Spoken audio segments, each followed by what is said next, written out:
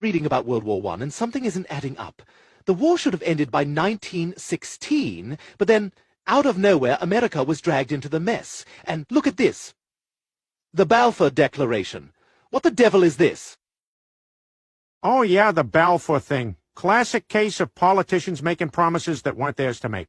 Oh, well, that sounds like every government decision ever, but go on. All right, little man, buckle up.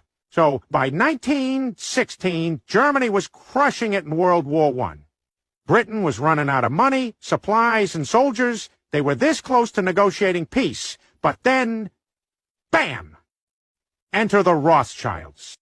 So, the Rothschild banking dynasty, the big money guys, went to the British government and said, hey, we can get America into this war on your side. And what, pray tell, did the British have to do in return? Oh, nothing major, just, promise Palestine to the Zionist movement. Wait, what? Britain just gave away someone else's land to get America into the war? Yep.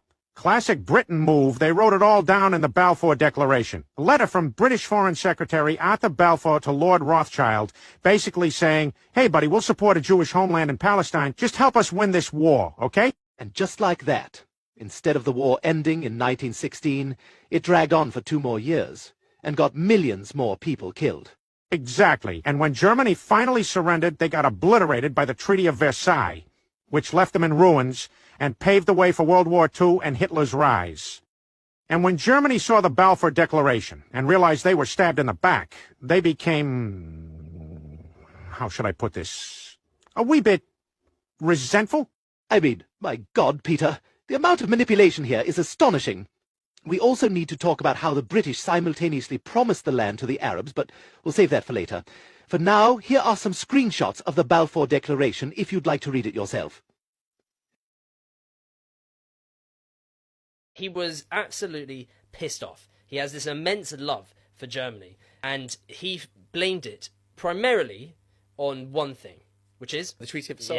Yeah, that thing, which Genau. maybe you might have heard of, and if you haven't, then let me tell you, that greatest is treaty easily of all on time. Watch Mojo's top 10 shittest treaties ever. That's got to be #1, man. And I'm going to try to explain to you just why it was total garbage and just such a useless thing to do. Basically, all these people turn up to this, palace called Versailles in France. Germany have to basically accept full blame for the war, for starting it, which, again, yes, they did start it, but if they hadn't, it was quite clear that the winds of war were happening. Like, everyone was rearming, everyone was in a mood to fight. If the Germans had, for a second, gone, hey, maybe we should calm down, there's no guarantee that the Russians or the French or anything wouldn't have just escalated it back up again. So it's a bit unfair to just say, oh, Germany it's your fault. All of it's your fault. It's not, the war started because then Hungary and Serbia started having a little spat. It's not like Germany wasn't even there at the very beginning. So, for starting the war, Germany have to pay the equivalent, and I did this in modern British pounds,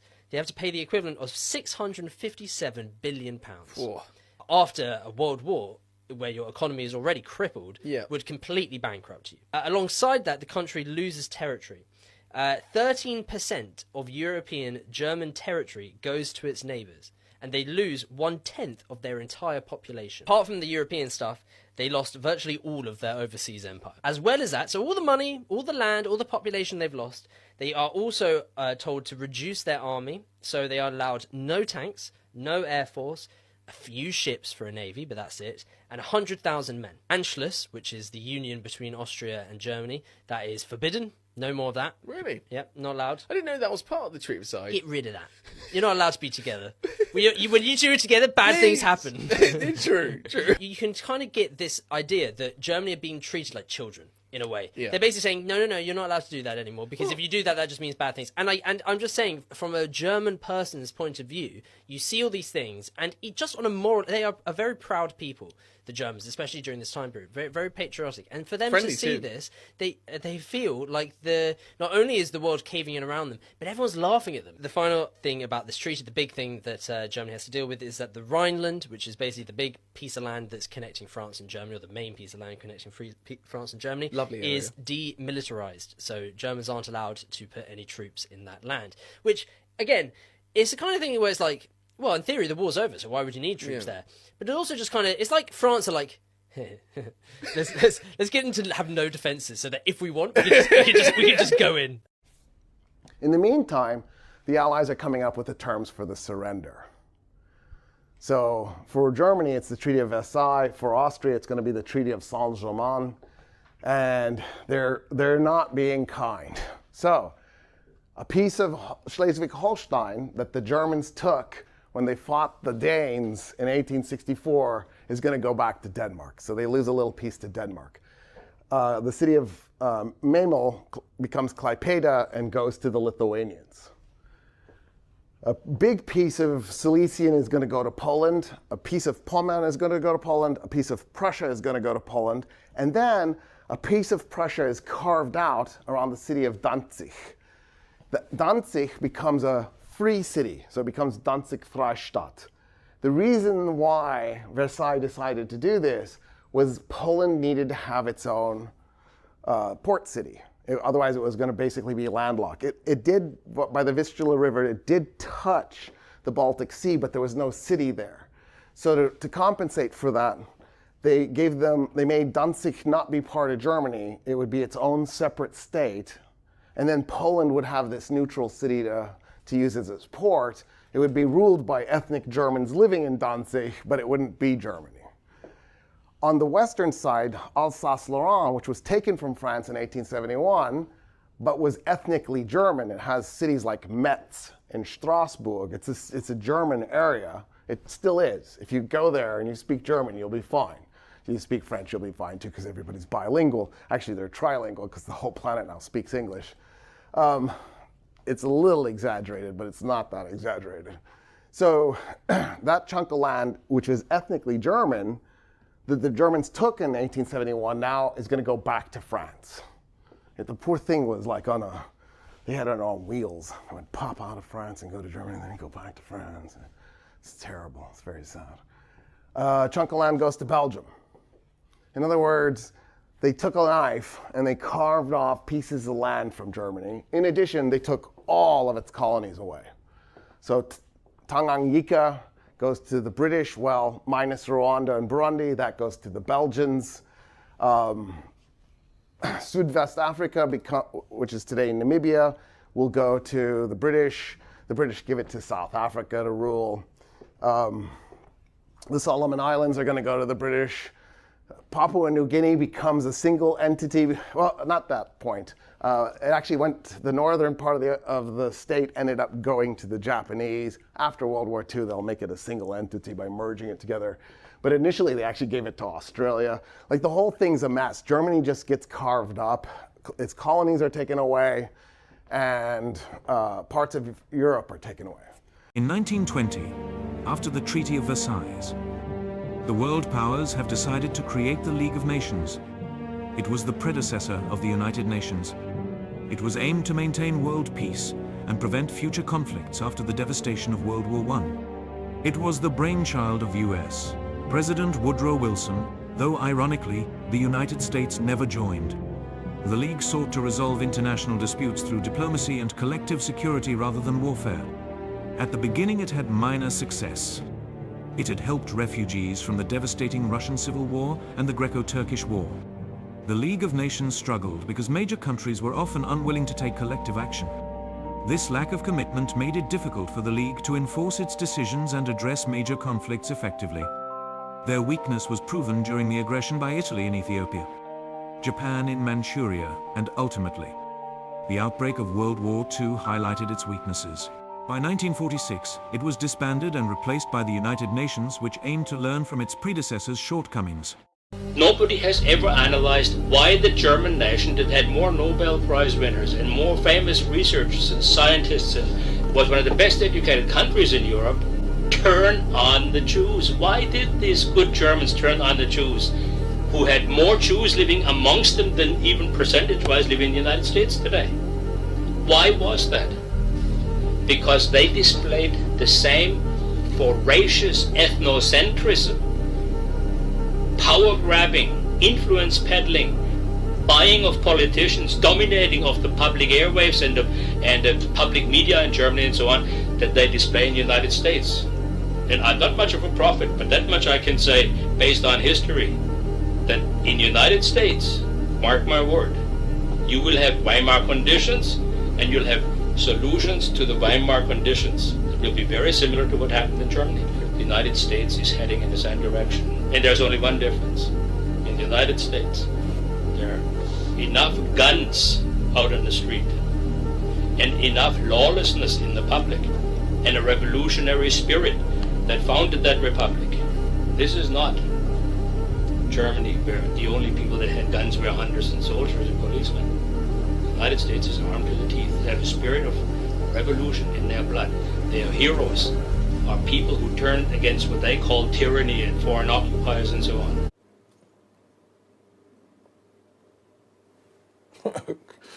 Okay. Let me summarize a speech given by the Jewish millionaire businessman and political advisor, Mr. Benjamin Friedman, in Washington in 1961. Mr. Friedman knew exactly what he was talking about, because he was an insider at the highest levels within international Jewish organizations and a personal friend of at least 4 United States presidents.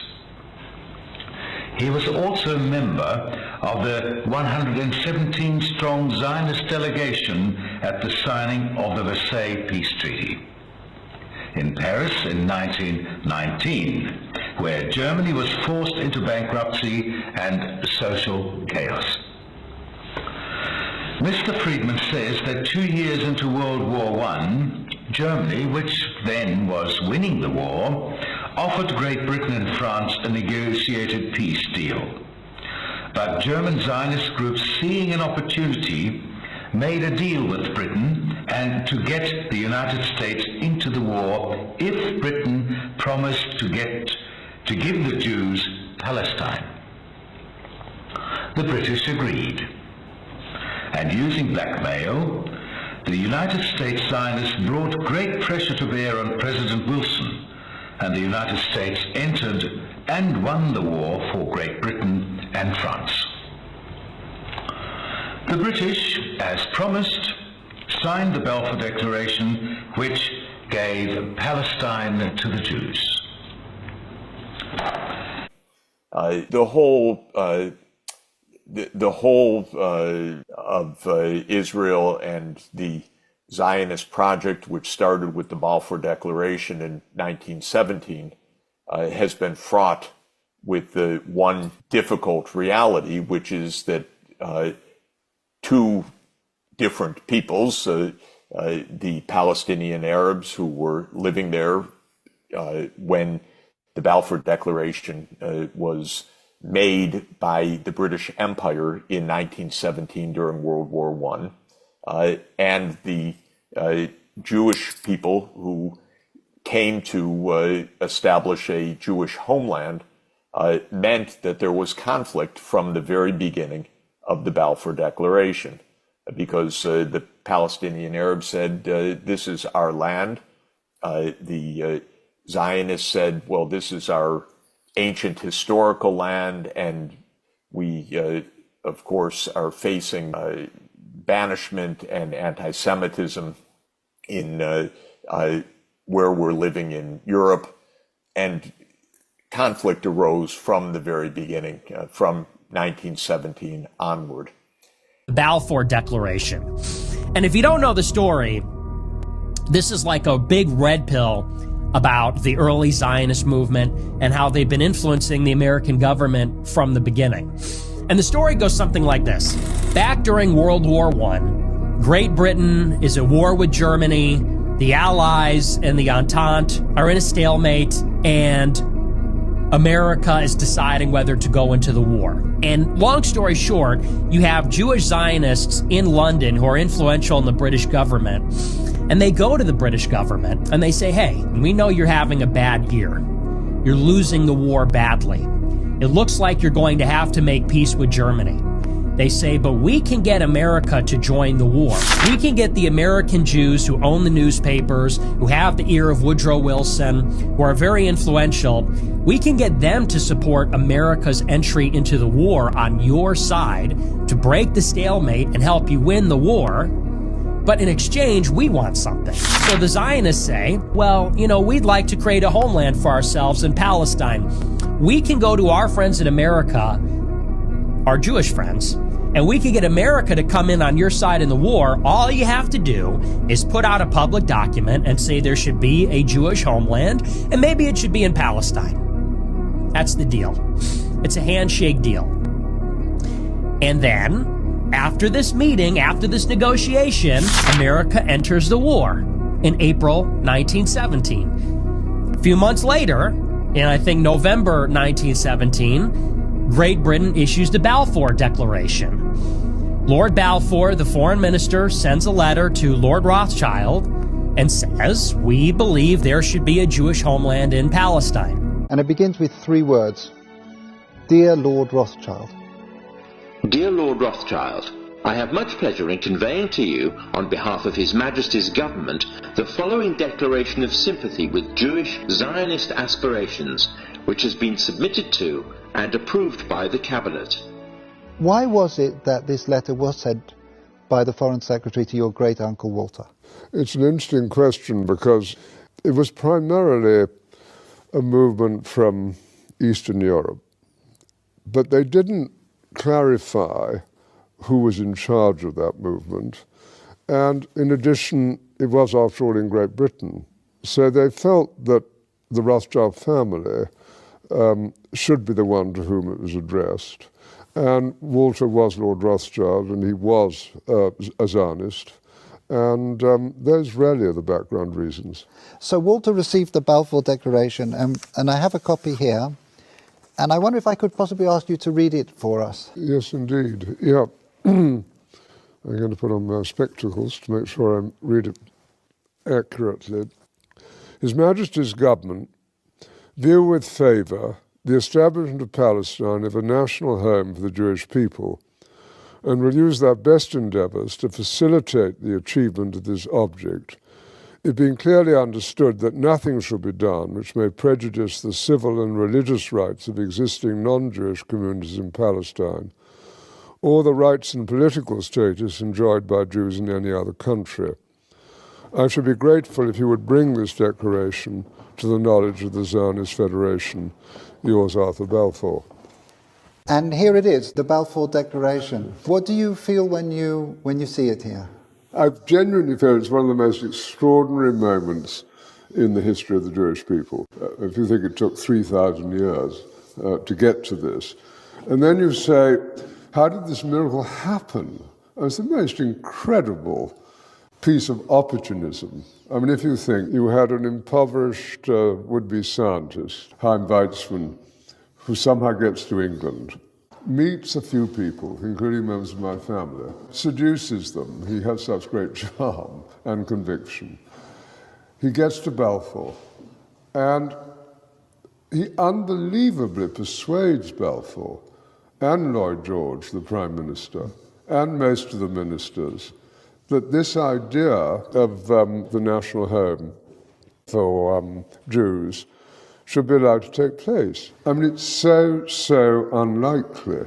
And then he's, starts to fight a difficult battle with the British cabinet, and this letter goes through 5 drafts, as you know. And in the end, it comes out as a rather compromising letter. I mean, the essential point is there for the Jewish community to fasten on to. You have the first bit, which promises a national home rather than the national home, and then you have the bit that nothing that's to be done should in any way harm the Arab community. But you come back to the big point, which is that this is perhaps the greatest event in Jewish life for thousands of years. And it's a miracle. Can you shut up? Damn.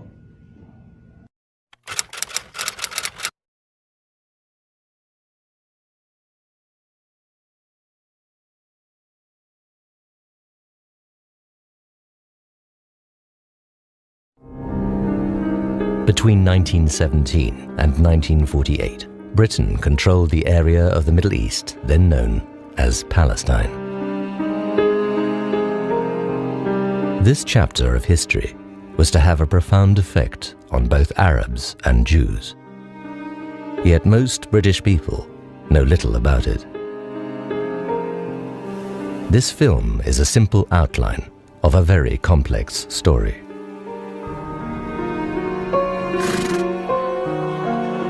So what took Britain to Palestine in the first place? For centuries, the region had been ruled by the Ottoman Turks. But when the First World War broke out in 1914, the Turks allied with Britain's enemies, Germany, and the other Central Powers.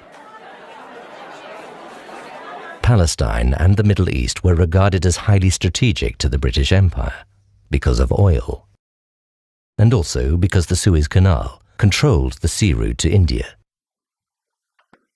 The Middle East was now under the control of Britain's enemies, so Britain considered it vital to defeat the Turks and gain control for the Allies. In 1917, General Allenby and his troops advanced across southern Palestine. And in December, they captured Jerusalem. By the following year, all of Palestine had come under British control. Her troops were to remain there for the next 30 years.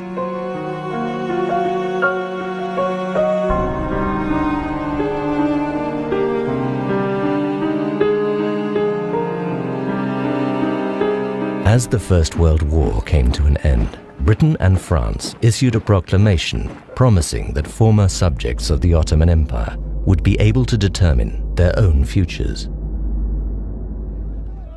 Briefly, freedom was in the air. However, a different reality lay behind the words. Long before the end of the war, the Allies had been planning who would control the Ottoman Empire when the Turks were defeated. These conflicting plans are often referred to as the contradictory promises.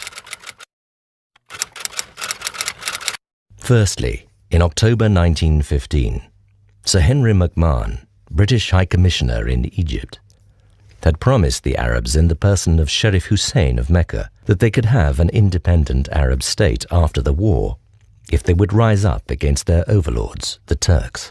Believing that they were fighting for their freedom, some Arabs joined the Allied war effort and, assisted by Lawrence of Arabia, helped the Allies drive the Turks from their lands. However, for the last 100 years, there has been controversy over how McMahon's letter to Hussein should be interpreted. Did he implicitly include Palestine in the proposed independent Arab state, or did he not?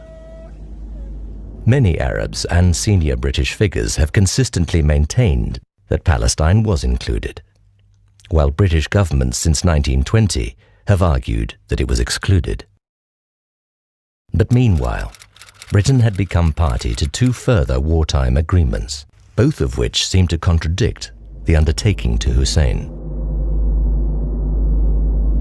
In 1916, the secret Sykes-Picot Agreement between Britain and France allocated what is now Syria and Lebanon to France, and what is now Jordan and Iraq to Britain, whilst proposing to keep Palestine under international control. Then, a year later, Britain made yet another undertaking concerning Palestine. In November 1917, the British Foreign Secretary Arthur Balfour wrote to Lord Rothschild, a leader of the Jewish community. His Majesty's government view with favour the establishment in Palestine of a national home for the Jewish people, it being clearly understood that nothing shall be done which may prejudice the civil and religious rights of existing non-Jewish communities in Palestine, or the rights and political status enjoyed by Jews in any other country. This promise became known as the Balfour Declaration. The idea that the Jewish people should be restored to the Holy Land, so that biblical prophecies could be fulfilled, had been promoted by some Christians since the 1600s. Then, from the 1890s, the idea of Zionism began to take hold amongst some Jews, as Theodor Herzl argued that the Jewish people needed a political homeland of their own if they were to escape the horrific anti-Semitic persecution that was rife, particularly in Russia and Central Europe. by the by Jews in any other country. This promise became known as the Balfour Declaration. The idea that the Jewish people should be restored to the Holy Land so that biblical prophecies could be fulfilled had been promoted by some Christians since the 1600s. Then, from the 1890s, the idea of Zionism began to take hold amongst some Jews, as Theodor Herzl argued that the Jewish people needed a political homeland of their own if they were to escape the horrific anti-Semitic persecution that was rife, particularly in Russia and Central Europe. By the early 1900s, Herzl's successor, Chaim Weizmann, saw Britain as the power with the global influence to make the Zionist goal a reality. So he set out to convince leading politicians that the Jewish people needed a homeland in Palestine, where they had deep spiritual and historical bonds. The Balfour Declaration was the result. Why did the War Cabinet respond to Zionist pressure in this way? Foreign Secretary Balfour was one of the highly placed Christians in British society who believed that the Jewish people should be restored to the Holy Land. Prime Minister Lloyd George, who also came from a restorationist background, dreamt of putting Israel back on the map. Yet, at the same time, there were strategic calculations for issuing the Balfour Declaration. At this desperate point in the European conflict, the War Cabinet hoped that the promise of a Jewish homeland would win the Allies the sympathies of Jews and their supporters worldwide.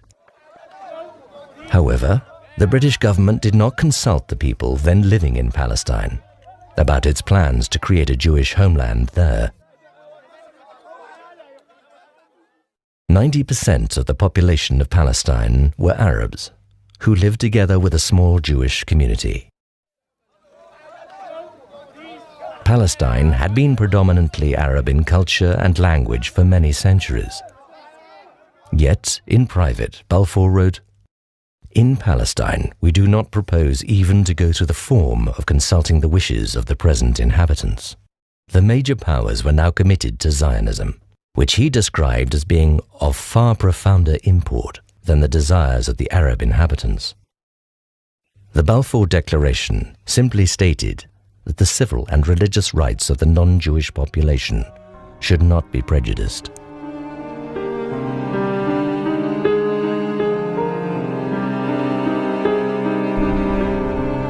So when the war came to an end, how would all these complex undertakings work out in practice? As the Western powers met in Paris to negotiate the peace settlement, Sharif Hussein sent his son Faisal to make sure Britain's promise of independence for the Arabs was not forgotten. But instead, the newly formed League of Nations handed control of Palestine to Britain. Under the terms of the League of Nations' mandate for Palestine, Britain was required to implement the Balfour Declaration by supporting the creation of a Jewish national home, and at the same time, to prepare the people of Palestine for eventual self-government. The League of Nations stated that mandatory powers held a sacred trust to ensure the well-being and development of people in their care. What happened to the other areas that Sharif Hussein anticipated would gain independence?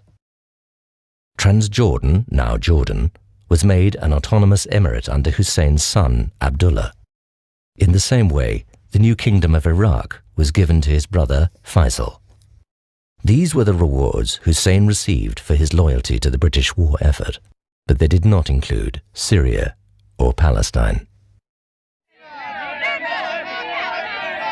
Angry Arab crowds soon massed in Jerusalem, denouncing the Balfour Declaration and demanding the self-determination that had been promised by Britain and France in 1918. Having made conflicting promises, Britain now had to face up to their consequences. She had created a contradiction. Just how unworkable this situation was, it took her 30 years to accept. Both communities, Jews and Arabs, believed they had been promised the land. As the Zionists swiftly began to implement their objectives, the Arabs were the first to conclude they had been deceived. Riots broke out in 1920. In 1921, there was even greater violence as Arabs attacked Jews and the British tried to regain order. After a period of relative calm, mutual suspicion between the Arab and Jewish communities flared up again in 1929 and rapidly escalated into mob violence with horrific consequences. 133 Jews and 116 Arabs were killed. Britain's response was slow and inadequate. Calm was finally restored by a show of British force. Meanwhile, the Jewish community was forging ahead under the umbrella of the British Mandate, securing major economic concessions and establishing its own elected assembly and institutions of government. The Arab majority, on the other hand, felt left behind economically and politically. To be granted democratic representation, they were effectively required to accept the Balfour Declaration. But the Arabs rejected this, fearing that a Jewish national home would lead to the creation of a Jewish state in their land. For their part, the British feared that an elected Arab majority would oppose Jewish demands for land and immigration. And so they held back the democratic progress they were supposed to foster under the Mandate. Britain was upholding the first part of the Declaration, to establish a home for the Jewish people. But the second undertaking in the Declaration, to protect the rights of the Arab population, proved to be hollow. Arab alarm grew still further in the 1930s, when increasing numbers of Jews sought sanctuary in Palestine, as the spectre of anti-Semitism grew in Nazi Germany. As more and more land passed into Jewish hands, the sense of Arab dispossession grew. By May 1936, Palestine was in open rebellion, and it was not just Jewish communities who were being attacked, it was the British too. Increasingly losing control, the British authorities resorted to ruthless methods to put down the revolt, including hangings, house demolitions, and the use of civilians as human shields. For a period, British and Jewish men fought the Arabs jointly in a counter-insurgency force known as the Special Night Squads. By 1939, the rebellion was suppressed, leaving the Palestinian leadership weakened for years to come. To try to address the underlying deadlock between Arabs and Jews, London had responded with a succession of inquiries and commissions through the 1930s. Their dilemma was that any attempt to placate one community would provoke the anger of the other. At a loss for a solution, the Peel Commission of 1937 proposed to partition Jews and Arabs into two states. But Arab opinion, led by the vehemently anti-Zionist Grand Mufti of Jerusalem, Amin al-Husseini, denounced any idea of conceding territory to Jews as unthinkable. However, as Europe slid towards war, the British government changed course. The government white paper of 1939 abandoned partition and proposed that in 10 years Palestine would become independent, representatively governed by Arabs and Jews. Controls were now put in place over how many Jews could immigrate to Palestine and how much land could pass into Jewish hands. For the first time, Arabs were to be given a say over Jewish immigration. The The reason Neville Chamberlain's government swung in favor of Arab opinion at this point was the prospect of war. London feared that in a global conflict, the Arab world might turn against Britain, whilst the support of Jews would be guaranteed in view of their persecution by the Nazis. Jewish opinion immediately condemned the White Paper as an act of British betrayal and a retreat from the Balfour Declaration. There was fury that Jewish people would be restricted from finding sanctuary at their hour of greatest need. Nevertheless, Britain upheld the limits on Jewish immigration into Palestine right through the war. As refugees fleeing the Holocaust were arrested trying to enter Palestine, or were even sent back to Germany, as in the case of the Exodus, the Jewish community turned against Britain and the mandate. Sections of Jewish opinion became increasingly militant and violent, and Britain suffered heavy losses from terrorist atrocities. In February 1947, Foreign Secretary Ernest Bevin stated that Britain was referring responsibility for the Palestinian problem to the United Nations. By September, as the situation continued to worsen, Britain announced that she would terminate her mandate for Palestine in May 1948.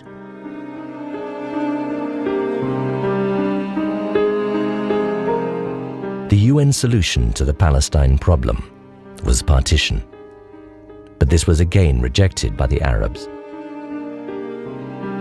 As British forces beat an ungainly retreat and the mandate came to an end, partition was abandoned, leaving Jews and Arabs to an undeclared war for domination. On the 14th of May 1948, Israel declared itself a state and was immediately recognized by America. The events of this time are known to some as the War of Independence, and to others as the Nakba, or the catastrophe, when about 60% of the Palestinian population became refugees as they fled or were expelled. Today's conflict between Israelis and Palestinians had begun.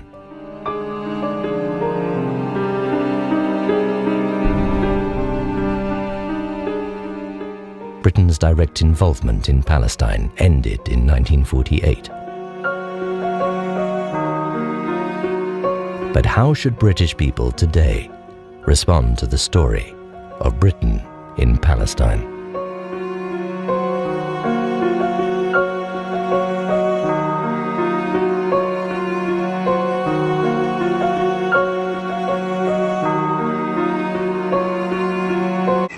Leave me alone!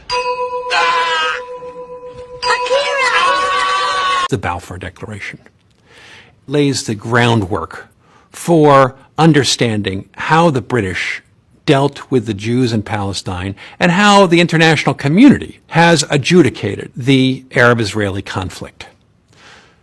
It was issued in November 2nd, 1917, by Sir Balfour, who was the Foreign Minister of Great Britain, to Lord Rothschild, a leading British Jew who was a member of the Zionist World Organization. It says, His Majesty's government view with favor the establishment in Palestine of a national home for the Jewish people, and will use their best endeavors to facilitate the achievement of this object, it being clearly understood that nothing shall be done which may prejudice the civil and religious rights of existing non-Jewish communities in Palestine, or the rights and political status enjoyed by Jews in any other country. I should be grateful if you would bring this declaration to the knowledge of the Zionist Federation, signed by Lord Balfour.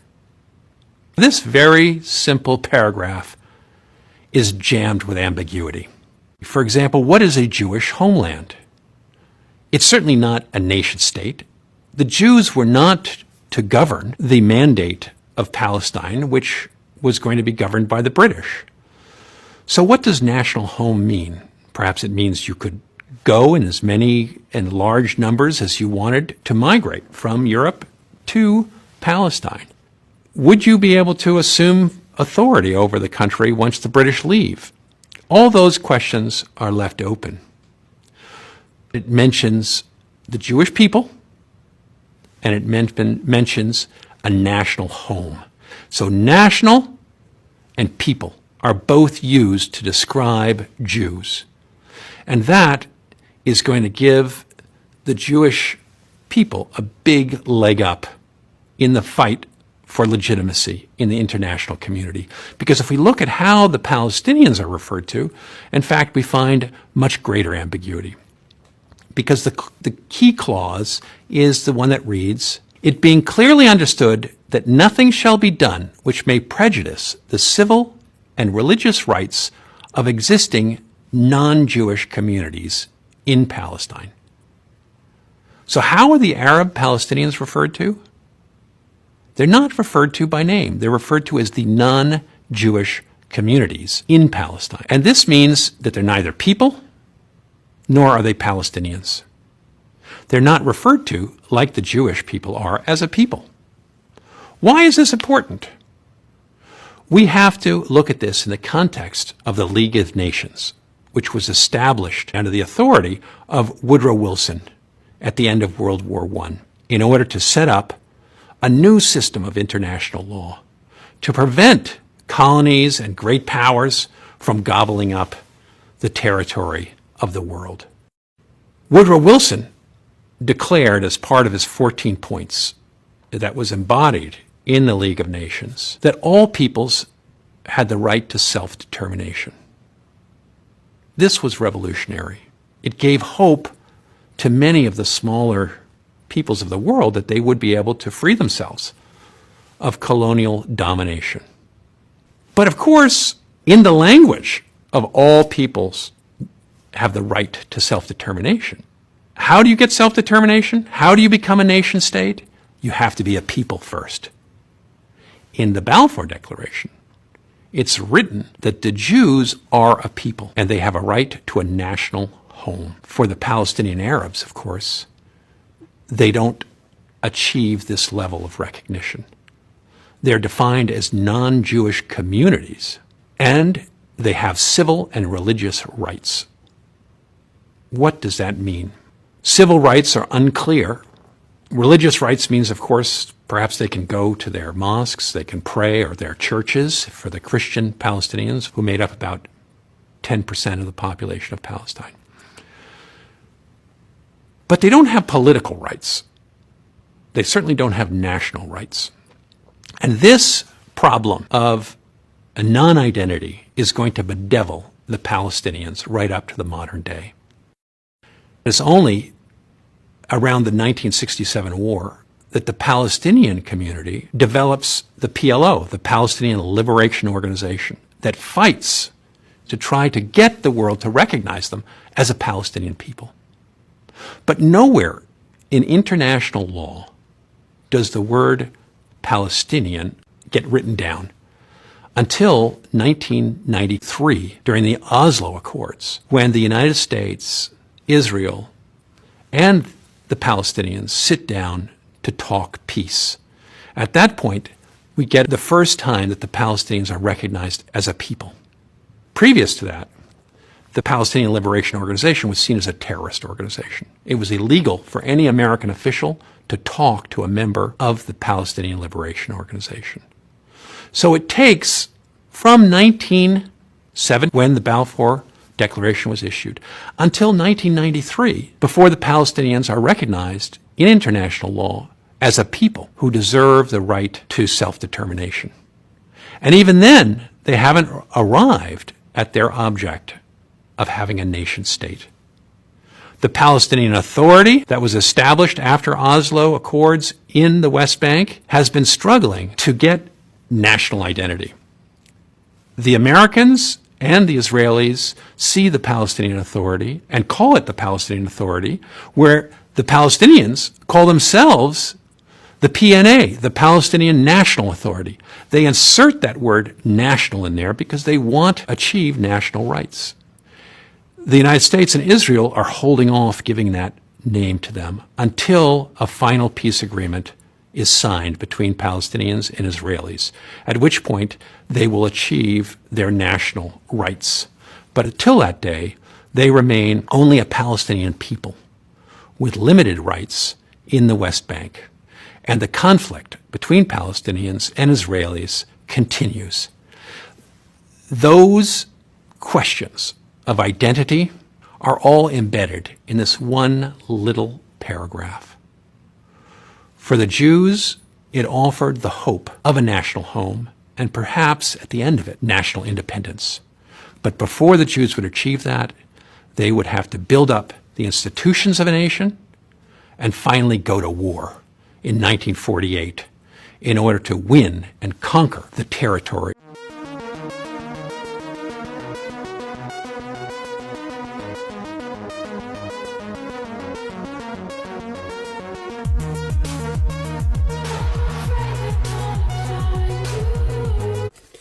The situation that we see today in Palestine is very much defined by the early years of Zionist immigration to the land of Palestine and also the British Mandate. And I've never really talked about that in a video, so today I thought I would make a video about perhaps the most important piece of paper that saved the Zionist project and also empowered it to do what it has done to this day, and this was the Balfour Declaration. If you're wondering what the Balfour Declaration is, this is exactly what it is. It is a communication between the Foreign Secretary, Lord Arthur Balfour, and the most powerful Jewish person in the whole of England, Lord Rothschild. Now, the Balfour Declaration was effectively the British's declaration that it would support a Jewish national home in Palestine. Now, as an anti-Semitic nation, it may seem very bizarre that Britain did this. However, there were a couple of reasons for it. People like Winston Churchill at this time thoroughly believed that the settlement of Palestine could constitute an alternative to Jewish people partaking in the Russian Revolution and joining the Bolsheviks, because if Winston Churchill hated one group the most, it was the Bolsheviks. Now, the other reason is a man named Chaim Weizmann. There are many figures who played significant roles in the early Zionist project. You have Theodor Herzl, who wrote Der Judenstaat, a massive figure for the establishment of the Jewish state in Palestine. You have David Ben-Gurion, who I'll talk about later in this video, Burl Katznelson. But Chaim Weizmann is the one who saved the Zionist project. Chaim Weizmann was a British chemist, and what he did was he invented the acetone process to enable mass production of explosives for artillery shells. This meant that the British loved him, and he was able to get concessions from the British because of the importance of this for the First World War. The Zionist project was really struggling at this point. Many of the early settlers who had come to Palestine had given up. Things like malaria affected them heavily, and also the arduous nature of the task that they were doing. It was very common for people to just return to where they'd come from. And also in 1914, the Ottomans had discovered that the Zionists were planning to build their own state. And because of this, Jamal Pasha, one of the military leaders of the Ottoman Empire during the First World War, disarmed the Jewish people and ordered all non-Jewish citizens deported on December 17th, 1914. Now, Ben-Gurion moved to America, and he was going around cities in America trying to get Jewish people to join his project. However, he was only able to get less than 100. This shows you how dire the situation was for the Zionist project. They were really struggling. And then the Bolshevik Revolution happened and his hopes hit their lowest point. You can literally see this in the number of people who began to support David Ben-Gurion after he was celebrating the Balfour Declaration. Now, at the Cooper Union Hall in New York, 2,000 people pledged that they would devote their energy to building a national home in Palestine. And he launched another fundraising tour and found 1,500 more volunteers. This is incredible. In comparison to struggling to find 100 people, all of a sudden, this Balfour Declaration had changed the fate of the Zionist project and would define its success in the future. Chaim Weizmann may have saved the project, but Ben-Gurion was the one who made the state. He was the one who was massively focused and fought against Marxists constantly, who were trying to build a society in Palestine where Arab and Jewish workers would work together. He said that this should not happen and there should be an exclusivist Jewish labour society, because it would be able to create a higher wage exclusionary society that would mean that Jewish immigrants were more attracted to come to Palestine. And Also, he banned the speaking of any language that was not Hebrew, because as a diasporic people, it was much more likely that Jewish people would actually speak Yiddish as opposed to Hebrew. Now let's quickly go back to the Balfour Declaration. Many of you will know exactly what the problem I'm about to bring up is. Nothing shall be done which may prejudice the civil and religious rights of existing non-Jewish communities in Palestine. Here is the crux of the issue of the Balfour Declaration. It was totally farcical to believe that what the Zionist project wanted to do was not going to harm the people who already existed within Palestine. One example of the early segregationist policies that really upset and disenfranchised Arab peasant workers within the land was that the Zionist project would buy land within Palestine. They never got that much, only between 2 and 5%. But what they would do is they would expel the Palestinians off that land once they'd taken it, and then they would never allow them to work on it again. And they also banned the sale of it to other Arab people ever again.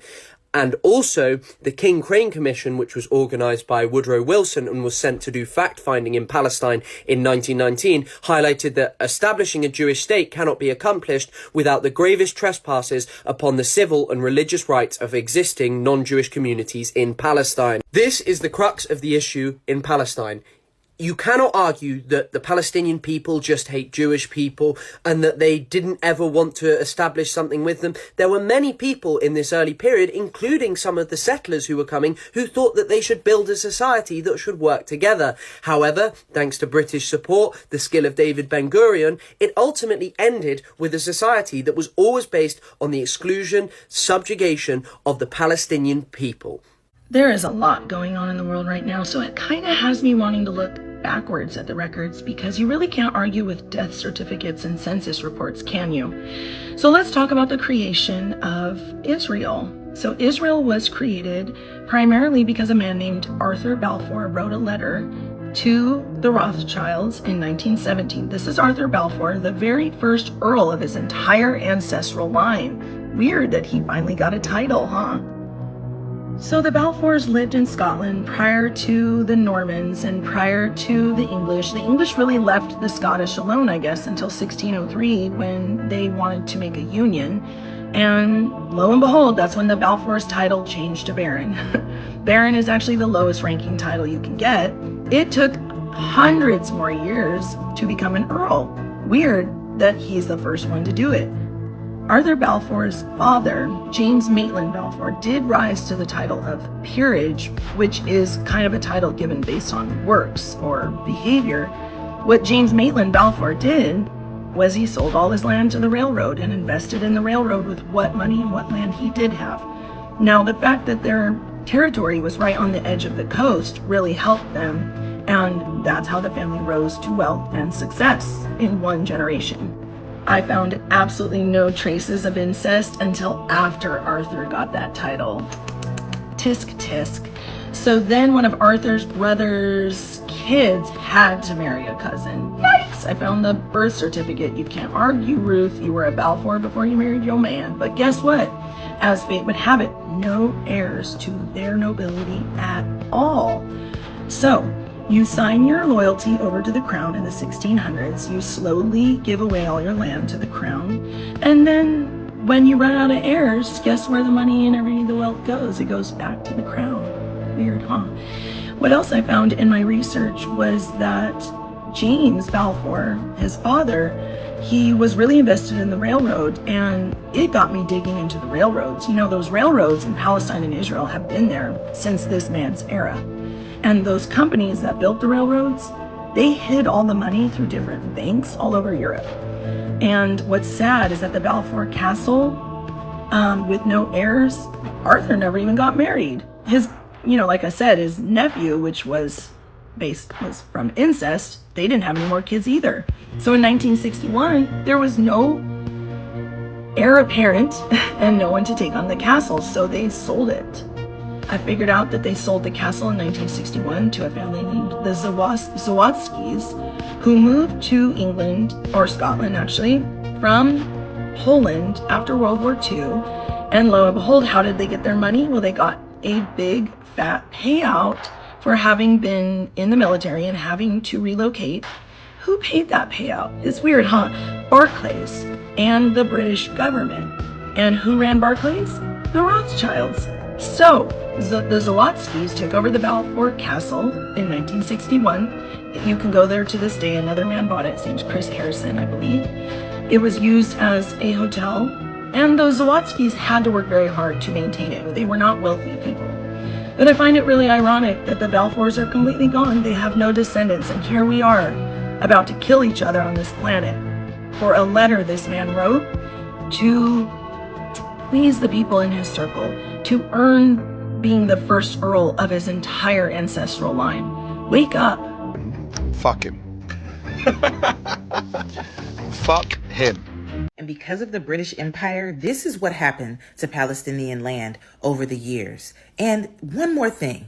And it wasn't until 2017 when the UK government acknowledged its responsibility. Now, keep those words in mind, acknowledged its responsibility. And the only reason they acknowledged it is because an e-petition that was launched on the official website of the British Parliament attracted nearly 14,000 signatures by British nationals in just a few weeks. Because they were bound to respond to the petition because it managed to pass the benchmark for an official response. The never sorry government responded 10 days later, only to confirm that it will not extend any apology over the Balfour Pledge. Oopsie, no, my bad, nothing. They said, I guess we should have called for the protection of political rights of the non-Jewish communities in Palestine, particularly the right to self-determination, but said that lasting peace must now be established through a two-state solution. The Zionist project is not really a Jewish project. It's originally a Western colonial project, Western European colonial project. Right. And evidently today, Israel receives a lot more aid from Christian Zionists than from Jewish Zionists. So this is a colonial project that had its own objectives. It had, in the beginning, it was intended to make sure that the collapsing Islamic empire would never regroup again, would never stand on its feet again. Yeah. And that the Jewish problem, which really bothered the Europeans and caused them pain for so long because they didn't know what to do with it, could be resolved by exporting the Jews, whom the Europeans considered to be a burden, to somebody else's homeland. They wanted to uproot the Jews from whatever communities they were living in and send them somewhere else. And actually, most of the Jews were not convinced, did not buy the Zionist propaganda until Hitler came. Today, we are going to discuss some extremely controversial topics. And because this is going to go on YouTube, there are certain words I cannot say. So just to warn you, I will write down these words, but I will not say them, because if I do say them, then I will get censored on YouTube. Today, we're going to look at how evil triumphs. Why is the world so evil? And there's going to be a lot of extremely disturbing topics we're going to discuss. But you're mature, and it's important that we discuss these topics in order to understand how the world works. So let's just start. And we will do a lot of speculation and theorizing in this class. So do not take this as gospel. Do not believe this is the truth. The entire point of this class is to help you develop the theories and the ideas to better understand the world. These are tools. Okay, this is not truth. These are tools. All right. So the first question I have for you is, what is happening in Israel? Right now, as you know, Israel is besieging, bombarding Gaza. You might have seen the videos on social media. It is disturbing. It is terrible what is happening. The word that is happening, the word that we use for what is happening in Gaza is this word. You are not allowed to say this word on YouTube, but that is the intention. What I will argue, though, is that the truth is far more disturbing than this. What is really happening in Gaza is a ritual sacrifice. And this happens quite often in human history. If you go back and you look at the real history of humanity, this happens quite often. Some of the most famous examples are the Aztecs. We've dug up temples of the Aztecs, and inside the temples are thousands and thousands of human skulls. So before they went to war, they practiced human sacrifice. They would commit mass murder of their enemies in public. So the Aztecs were really famous for this. The Phoenicians, specifically the Carthaginians, we will discuss them later this semester, but the Phoenicians were also famous for a particular type of sacrifice, which is child sacrifice.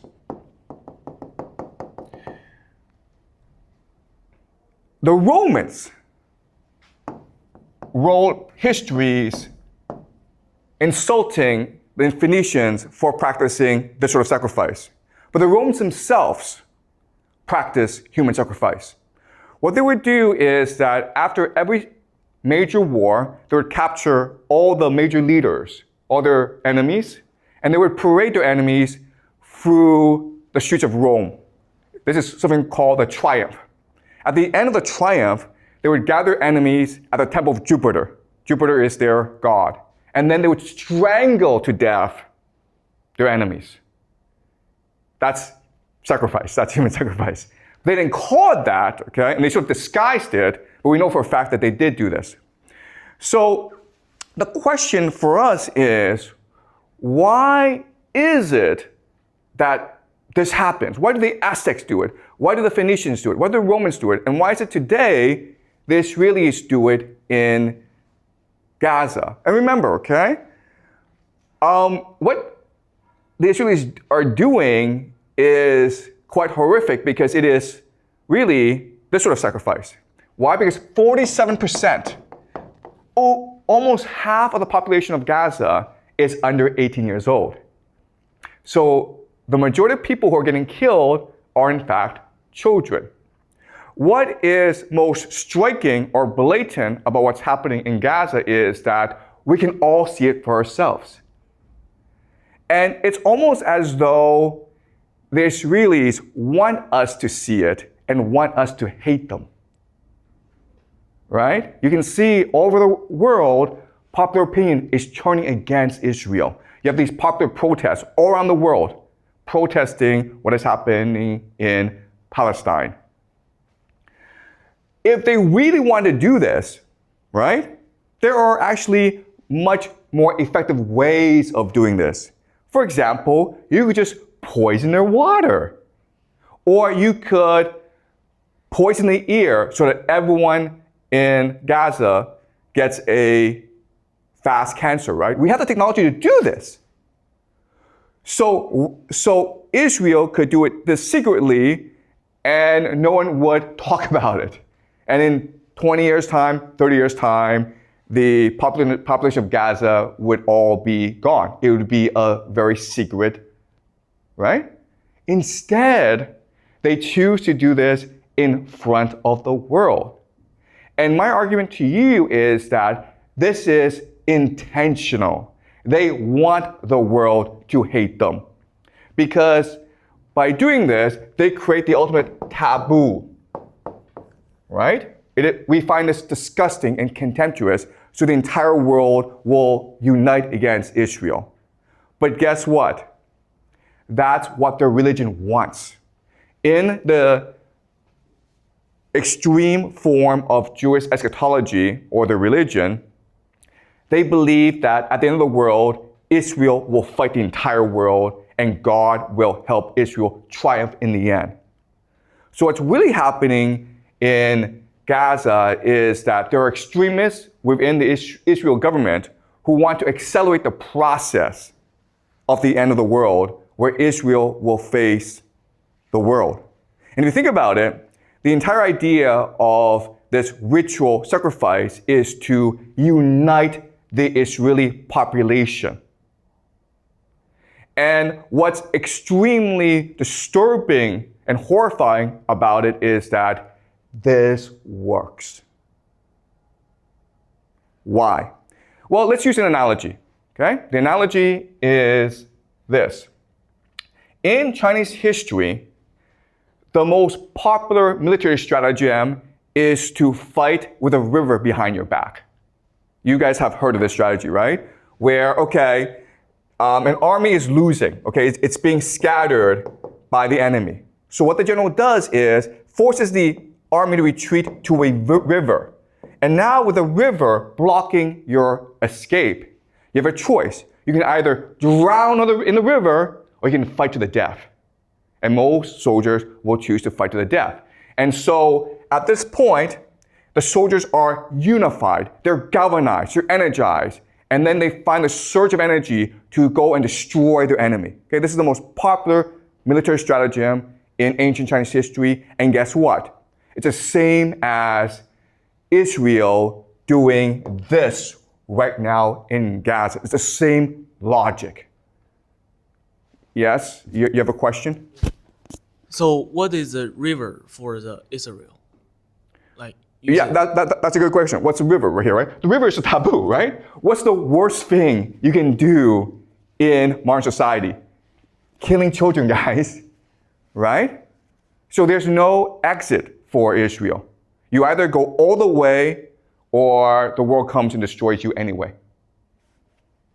And in fact, what's really interesting is that if you go online, you will see Israelis go around the world and causing trouble everywhere.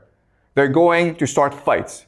They shout death to the Arabs on public buses in the Western world. It's intentional. They want to unite themselves by dividing the world, by angering the world. Okay? Does that make sense?